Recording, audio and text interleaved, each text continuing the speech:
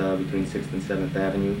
My co-host this evening is Arnold Smith from Downbeat Magazine, and my guest this evening is Buddy Rich.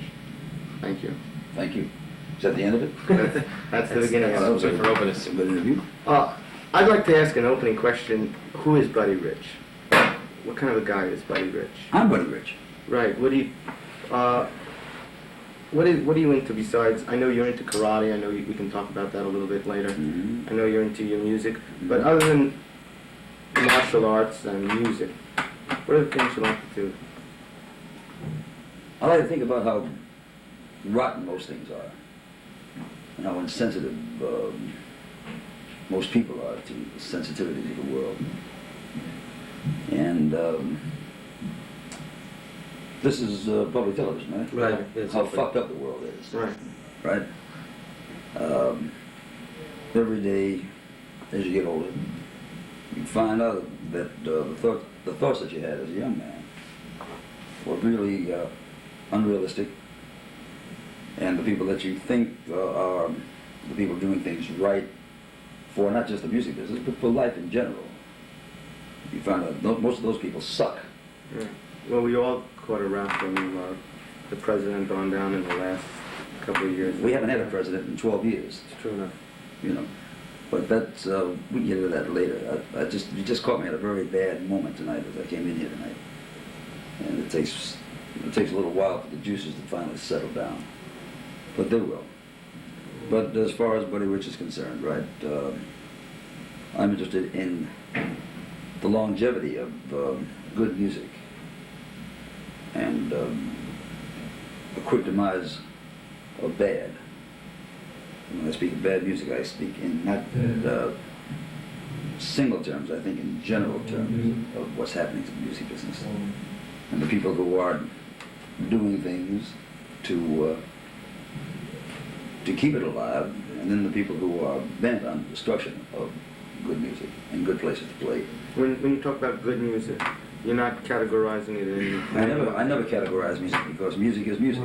As a matter of fact, there are only really two categories of music, which I've said in 1,000 interviews, and that's good and bad.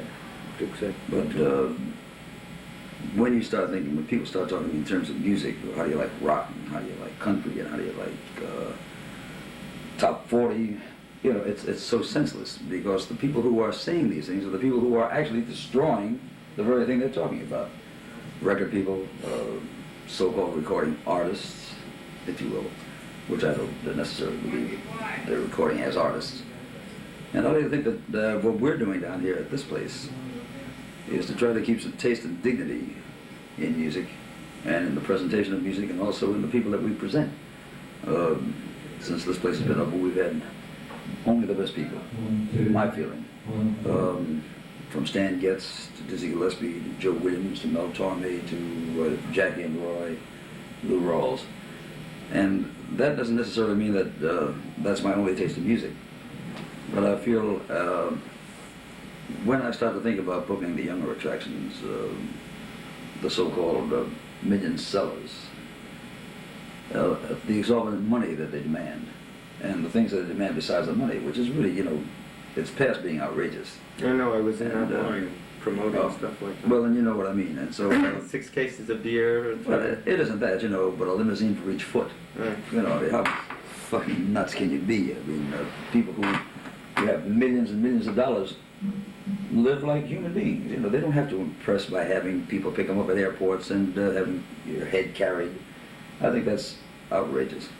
And so when I say dignity, I think the people who have come up through the ranks and who have made stardom an interesting and integral part of their lives, not just the front of being a star. It's a matter of knowing how to behave, and a matter of knowing what is in good taste, the choice of music, the choice of presentation, and attitude. I find this missing in Zeppelin,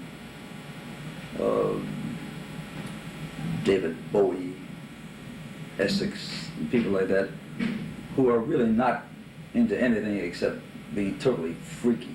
It's a show. And, well, it isn't a show. A show was a Broadway show. Right. The Wiz is a show. Sherlock Holmes is a show. these other clowns that go out and do this other thing with the glitter and you know, it's okay to be a fag. Exhibition. But say I'm a fag, you know. But don't say in the guise of entertainment, look what I can do. Remember, that's if you put makeup on in the evening. That's obviously what you like to wear in the daytime. Say it. I can understand that, and believe me, I don't. It's just not a thing to put down.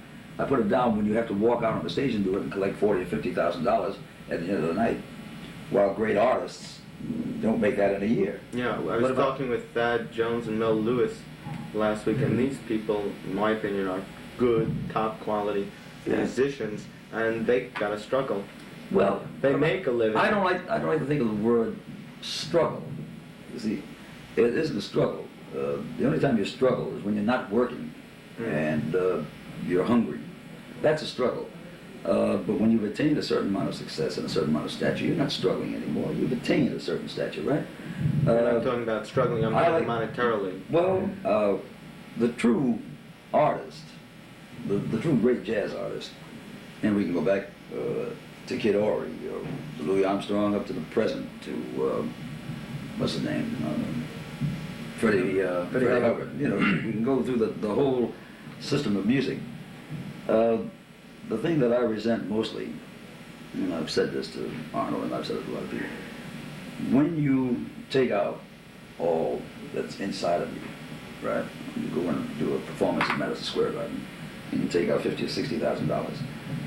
What do you put in to the business in order to get that reward? You know, I can go back 5 or 6 years. I bet you can't name me on one hand some of the groups that sold millions of albums. And who today pumping gas in my car. You know, Sinatra's still around after 40 years. Tony Bennett, and Jack Jones, and Mel Torme. You go down the list of people who have staying power. They deserve the $50,000 or $60,000 a night because they have given their life, they've given their art, they've given their body to perfect an art. Well, When you talk about an 18, 19-year-old kid who goes in there and sings out of tune, is totally inarticulate, he shoves a microphone halfway down his larynx and screams into it, and then you say, what did he say? You know, and say, what a beautiful lyric. That's a lie, isn't it? yeah, I think that, yeah, go ahead. Wait a minute. What about the people that sell them? They're whores. We all know that. My opinion, well, your opinion, our opinion, was that these are the young people they can manipulate. No, I don't think so. The money manipulates. The people don't. I mean, I can take you and him and the two cats sitting over there and say, look, here's a piece of music. You don't necessarily have to read it. Just read the words, and I'll put a sound system behind you where they won't even hear you, and we'll have a hit record. And I'll give you $30,000 for the date, and the company will make $30 million. You see, I'm talking about the people who tell you to record things. You can't take an artist and put him in a studio and say, here's something that really stinks, but if we do it right, it'll be a hit. If you have any sensitivity at all, you'll reject it. You reject the suggestion, the tune, the lyric, or whatever, because you know within yourself that it's bad. The man who does the production, the man who sits in the big chair, the big executive in back, and says, it doesn't make any difference what he likes, you know, feed him whatever he needs, broads, junk, whatever it may be. And later on, it'll be cool, and we get another kid after that. Which is what happens since the Beatles. You know, I think the Beatles were the first healthy, fairly good musical thing to come on the scene. Before that, Bill Haley, you know, was ridiculous, and Fats Domino was fat, and the other guy wrote a love letter in the sand, which, you know, it made no sense at all. Nick Kenny with them. But, well, look where he is. Right. But it just seems to me that the people who have stature always stay right at the forefront of everything. Basie, Herman, Kent, Goodman, all the people who have played for years and who have the pulse of the taste of the people, but not the projection of the record companies. I mean, Benny Goodman still records, and if a record company, if Columbia or whoever he records for, would put as much money behind his record as they do behind Crosby, Stills and Nash, Benny Goodman would have the hit record. It's just a matter of who the people behind think should be made important at that particular time. And that's, you know, there's Ella Fitzgerald, and that other dizzy broad who became the #1 singer after opening her mouth and throwing up, Olivia John, whatever. Right. I mean, Ella Fitzgerald is all the singers in the world, Peggy Lee, and you can go down the list. But all of a sudden, Olivia Newton-John is the #1 singer. Now, isn't that sick? You know, why are they putting the dollars there then, rather than putting them behind the old? Oh, that's a very simple answer to that, man. Since everything lately is youth-oriented, here's a face that's young, can't sing, can't do anything, which is young. And so if we say enough things about a young person to a lot of young people, they'll accept it. You know, you could take Golda Meir, right?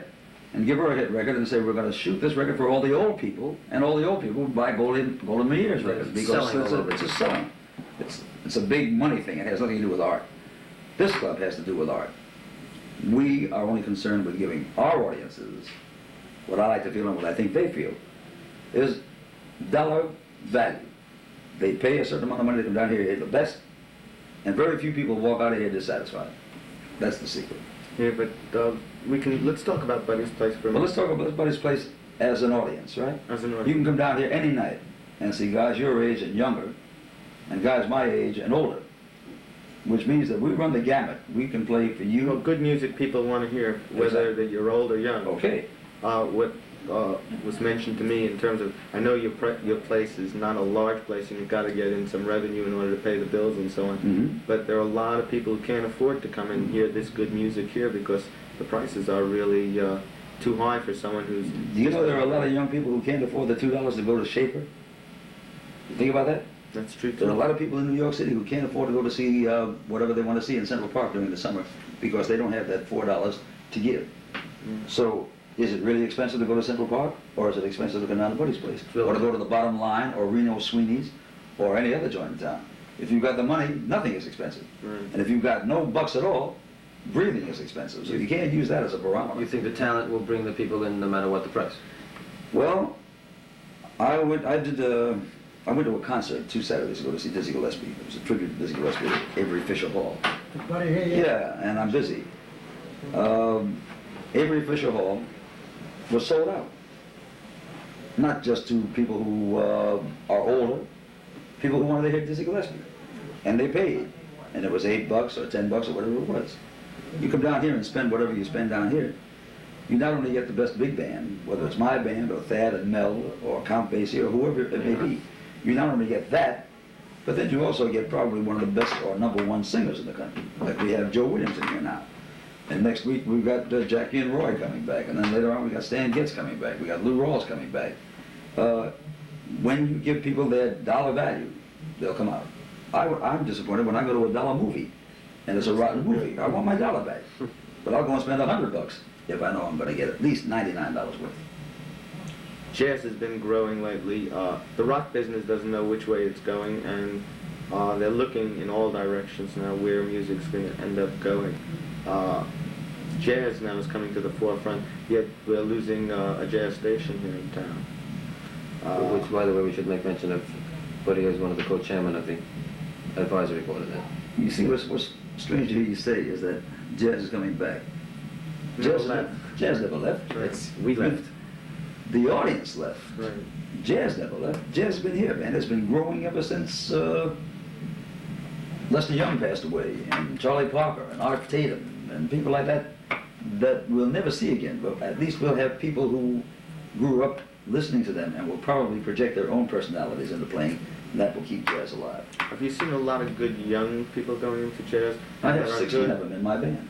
They're good. Well, They're great. You said one thing. I want to pick up on something you said to carry it forward. You mentioned casually in a phrase, jazz is here, jazz is the coming thing, and rock business doesn't know where it's going. You didn't say rock music, He you said rock business, right. Right, and that's exactly what it is. It's a business. And I don't feel as angry about the kids as I used to feel, because at least they've learned more than one chord as it progresses today. But I can remember before the Beatles, and I suppose I'm one of the first people to see the Beatles because they played.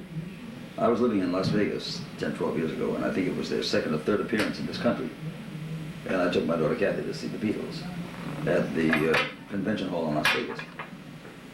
And I was destroyed by it. I couldn't believe what I'd heard. I'd heard nothing, because 10,000 kids screamed the moment they were approached on the stage, and for the next 20 minutes or so, because that's all they played,